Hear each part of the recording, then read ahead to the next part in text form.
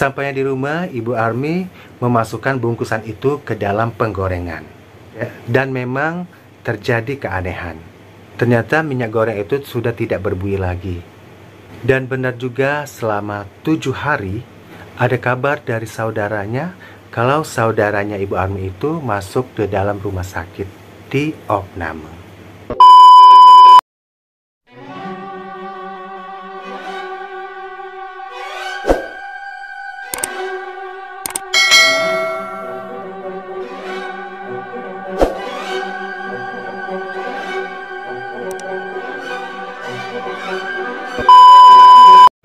Assalamualaikum warahmatullahi wabarakatuh. Halo guys, jumpa lagi di kesempatan hari ini masih di Rio Ivanda Channel yang mencoba untuk mengisahkan atau menceritakan kisah dari seseorang ya yang menjalani suatu kisah atau juga tragedi yang sangat mungkin ini yang sangat memilukan atau juga yang sangat menyedihkan, yaitu kisah dari Ibu Army yang mempunyai saudara yang membuat dia menjadi menderita karena perbuatannya karena dengan bantuan seseorang akhirnya usaha Ibu Army ini menjadi hancur.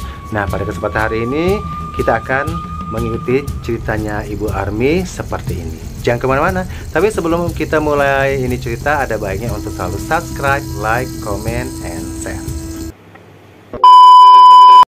Dalamnya lautan masih dapat dijejaki, tapi dalamnya hati siapa yang tahu?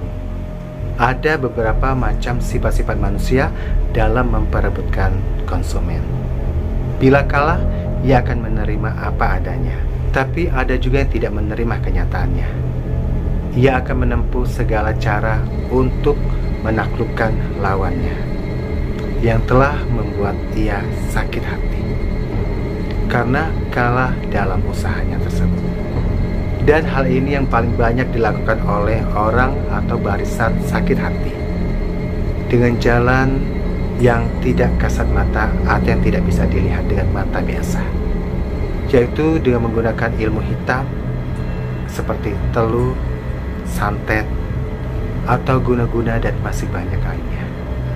Barisan sakit hati, orang yang merasa tersisih dan menanggung dendam ini biasanya minta bantuan seorang dukun ilmu hitam untuk menghancurkan usaha saingannya. Ada yang secara kejam tanpa perasaan langsung meminta sang ahli tenung untuk membuat saingannya menderita. Mungkin juga sampai mati dengan memasukkan benda-benda asing ke dalam tubuhnya. Atau hanya ada yang sedikit punya rasa iba, yaitu hanya ingin membuat kacau usaha saingannya saja. Hal ini pun dialami sebut saja Ibu Army. Ibu Army merupakan ibu yang sangat teladan. Meski ia tidak mengecap pendidikan sekolah, ia bertekad bahwa anak-anaknya harus jadi orang semua. Dengan semangat membaca dan keuletan dalam berusaha, Ibu Army memulai usaha kecil-kecilan dengan membuka usaha kerupuk goreng untuk membantu suaminya sebagai usaha sampingannya. Dari usaha yang mula-mula hanya 5 kg, hari demi hari usahanya semakin cerah. Pekerjaan juga semakin banyak. Sekarang sehari sudah menghabiskan bahan bakunya sebanyak 2 kuintal. Bu Army sangat bersyukur bahwa usaha yang dirintisnya ini secara coba-coba ternyata telah ada hasilnya. Ia sudah merasa puas, apa yang ia dapat sudah lebih dari cukup. Beban sang suami sedikit lebih berkurang dengan usaha Ibu Army. Tetapi menginjak tahun kelima, usahanya semakin turun dengan tiba-tiba. Banyak pelanggannya lari berpindah tempat. Bu Army mencoba untuk introspeksi diri. Bumbu-bumbu pokoknya ia tingkatkan lebih baik lagi. Tetapi masih juga belum menampakkan hasilnya. Bahkan semakin parah saja. Minyak goreng yang ia gunakan semakin tak karuan saja baunya. Dan kerupuk yang dihasilkannya itu pun tidak laku dijual. Akhirnya dia memutuskan untuk mengganti minyak yang lebih mahal. Ia berharap semoga masalah ini bisa teratasi. Tapi nyatanya dengan memakai minyak yang lebih mahal juga, ternyata usahanya sia-sia. Tetapi ya ampun, bukannya bertambah baik, makin terpuruk saja Bu Army. Setiap kerupuk mentah yang ia masukkan ke dalam minyak itu berbuih seperti busa sabun cuci. Minyak itu dia gunakan untuk menggoreng, tapi tiba-tiba minyak itu berbuih menjadi semacam sabun cuci gitu. Nah, gimana nih? Dan warnanya coklat kehitaman. Bu Army tidak habis pikir. Segala cara yang ia lakukan tidak ada gunanya. Lalu ia putus asa. Lalu Bu Army berbicara kepada keluarganya, kepada suami dan juga anaknya, mengapa usaha dia akhir hari ini semakin hari semakin terpuruk saja. Dan minyak goreng yang ia gunakan itu seperti bekas cucian sabun gitu. Tak habis pikir, padahal ia sudah menggunakan minyak yang taruhlah yang harganya mahal gitu ya, agar hasilnya lebih baik. Tapi ternyata malah ia semakin terpuruk.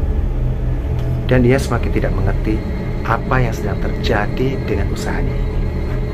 Dari seorang pekerjanya, yaitu Bu Ama, Ibu Ama ini menyuruh untuk menggunakan jalan spiritual agar Ibu Army ini mencoba untuk pergi ke tempat orang pintar lah ya, untuk menanyakan mengapa usaha dia seperti ini. Tapi Bu Army mencoba untuk bersikap positif aja. Mungkin ya ada sesuatu yang salah dalam usahanya itu ya, mungkin dari cara penggorengannya segala macam. Mungkin ya karena Bu Army ini pikirannya positif aja ya, dia tidak pikiran yang aneh-aneh gitu. Tapi guys, malam menjelang ketika mereka lagi istirahat untuk tidur, tiba-tiba di kamar anaknya, itu anaknya yang paling bontot, itu yang paling kecil, itu kelas 2 SMP, itu sering diganggu oleh makhluk berbungkus alias pocong. Setiap jam 12 malam itu selalu ada makhluk-makhluk yang mengganggu si anaknya Bu Army ini, si Atika ini. Atika ya merasakan, karena ia merasa melihat sesuatu, jadi ia menjerit. Ia bicara kalau ada sesuatu yang tiba-tiba lewat, tiba-tiba apa itu. Ya paginya ia ceritakan kepada kakak-kakaknya, dan juga ia ceritakan kepada ibu dan bapaknya. Ya, Ibu Army merasa mungkin anaknya sedang bermimpi atau apalah gitu ya. Terus kejadian ini terjadi setiap malam ya, dimana si anak bontonnya Ibu Army ini selalu diganggu oleh makhluk itu ya, si pocong itu ya, selalu datang, baik itu datang melalui mimpi atau juga tiba-tiba hadir di samping dia. Gimana nih anak yang masih masih labil lah gitu ya, melihat hal yang seperti itu ya, tentu aja ya menjadi shock gitu ya, hingga akhirnya anaknya Bu Army ini, si Atika itu akhirnya mengalami sakit ya, dia nggak mau makan, ia shock segala macam. Pokoknya dia di dalam rumah itu dia diam aja, nggak mau berbicara dengan orang pun. Akhirnya Bu Army berpikir, kenapa bisa terjadi seperti ini ya. Pertama, usahanya hancur, kedua anaknya sakit, nggak mau makan segala macam. Akhirnya Ibu Army mencoba untuk mendatangi ke tempat orang pintar ya, itu atas desakan pekerjanya bernama Ibu Ama itu. Siapa tahu si anak Ibu Army ini, si Atika itu mengalami suatu ya mungkin kejadian yang dibuat oleh orang itu, yaitu kejadian kasat mata. Akhirnya Ibu Army ditemani oleh Ibu Ama pergi ke suatu tempat, yaitu ke tempat orang pintar. Rumah itu begitu asri, bersih, indah, dan asri dan teduh sekali, karena banyak sekali pohon-pohon atau juga banyak sekali bunga-bunga yang ditanam situ. Jadi tempat itu merupakan tempat yang paling indah. Ibu Armi dan Ibu Ama bersamaan mengucapkan salam. Permisi, Pak. Pintu dibuka. Oh, mari masuk. Jawab Pak Kiai. Begini Pak Kiai, Kata Mak Ama terpenggal. Sudahlah, saya sudah tahu maksud kehadiran anak berdua ini. Insya Allah dengan tidak mendahului kehendaknya, segala kesulitan anak-anak akan dapat diatasi asal kalian mau bersungguh-sungguh. Kiai yang penuh karismatik itu memberikan secari kertas kepada Ibu Armi. Ini bacaan yang harus kalian kerjakan.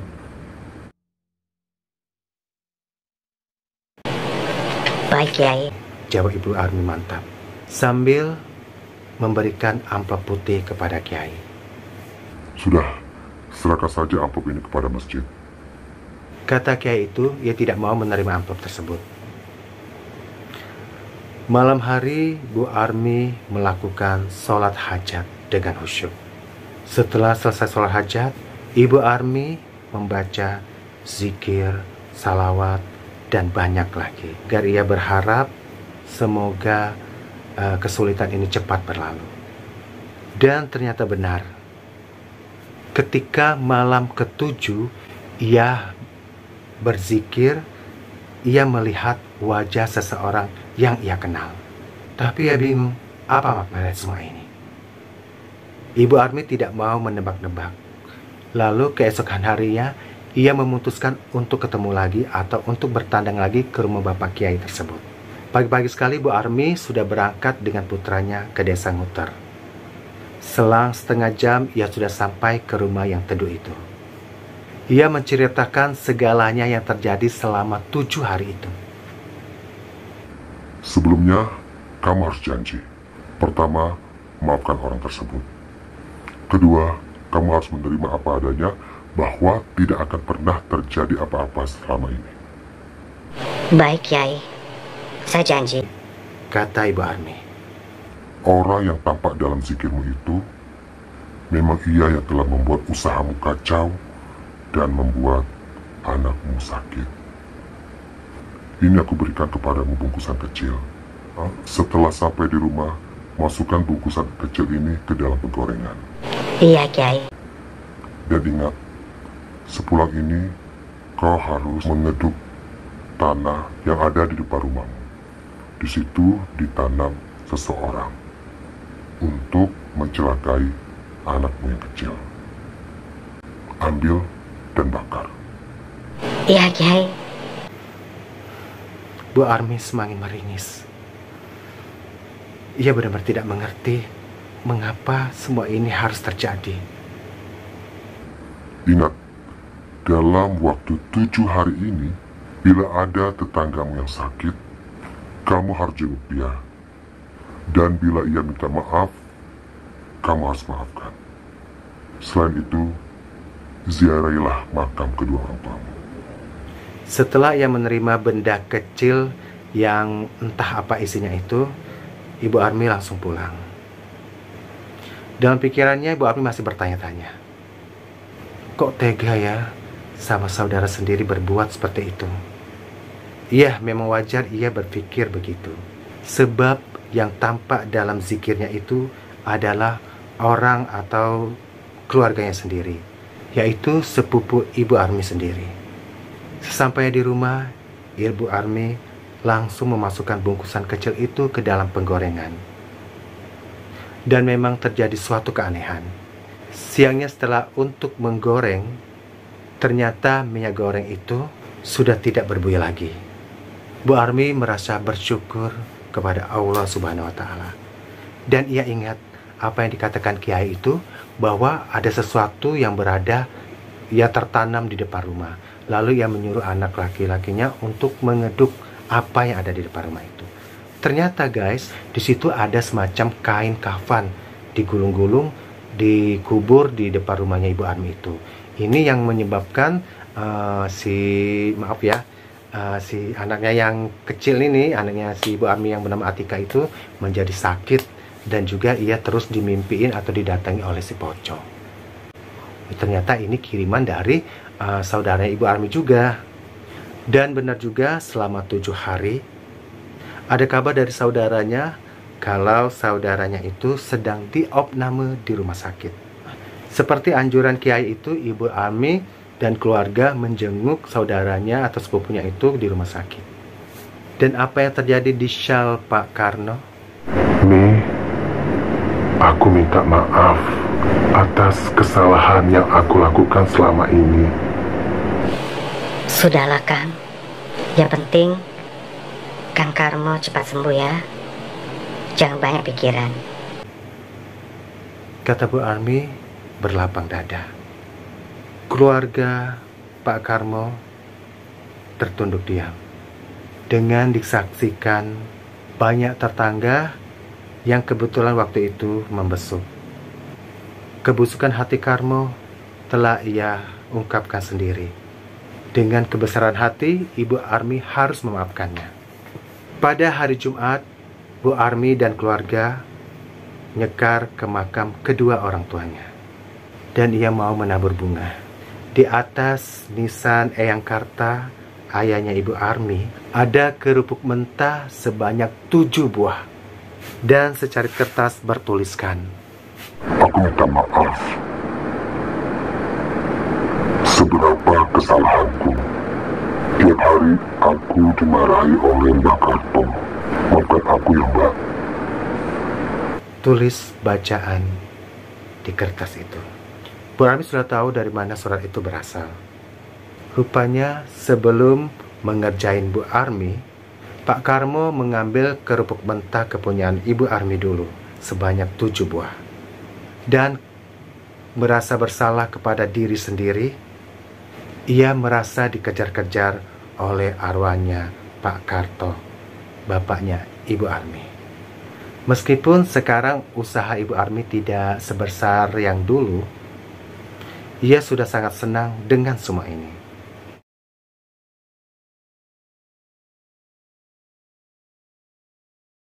Dua masih kuliah tingkat akhir dan satu masih di SMA kelas 2.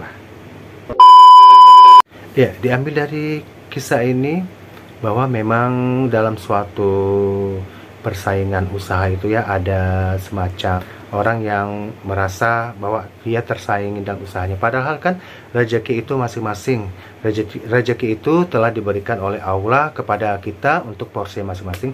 Jadi tidak ada yang namanya itu kita ya harus mencegal rezeki dia atau juga menghancurkan rezeki orang lain. Itu kan tidak boleh kan. Harus kita terima bahwa karena Allah telah memberikan kita rezeki masing-masing. Terima kasih untuknya Ibu Army ya yang telah berbuat baik ya, yang telah memberikan suatu inspirasi juga kepada kita bahwa kalau orang berbuat jahat jangan kita balas dengan kejahatan juga. Oke guys, segini aja cerita kita untuk hari ini. Untuk Anda yang masih ingin mendengar cerita-cerita dari channel ini, jangan lupa untuk selalu subscribe, like, comment, and share. Semoga aja cerita-cerita yang telah saya sampaikan untuk hari ini bisa memberikan suatu inspirasi untuk kita untuk selalu berbuat baik. Oke, seperti biasa jangan lupa untuk subscribe, like, comment, and share. Saya Rio undur diri. Wassalamualaikum warahmatullahi wabarakatuh.